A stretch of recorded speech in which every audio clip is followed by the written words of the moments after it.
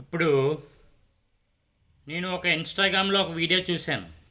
ఆ వీడియోలో ఒక స్త్రీ నాకు రాముడు లాంటి భక్త వద్దు, లక్ష్మణుడు లాంటి తమ్ముడు వద్దు, రావణాసురుడు లాంటి ఒక అన్నయ్య కావాలి అని చెప్పింది.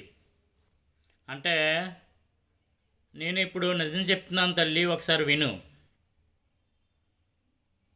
శూర్పణఖ ముక్కు కోసిన లక్ష్మణుణ్ణి చంపమని పంపించింది రావణాసుడిని.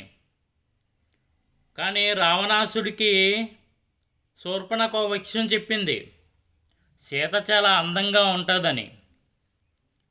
అలా అందంగా ఉంటుందని చెప్తే మారీచుడి ద్వారా రామలక్ష్మణులను బయటికి పంపించి సీతను కామించి సీతను తెచ్చాడు రావణాసుడు. ఆ విషయాన్ని నువ్వు తెలుసుకొని నువ్వు ముందుకు నడిస్తే బాగుంటుంది. రావణాసుడు మంచి అన్నయ్య కాదు, శూర్పణఖ మంచి చెల్లెలు కాదు. ఎందుకంటే మంచి చెల్లెడు ఎప్పుడు మంచిగానే నడుస్తుంది. అన్నయ్య పెంపకం మంచిది కాదు, చెల్లెలు నడవడిక మంచిది కాదు.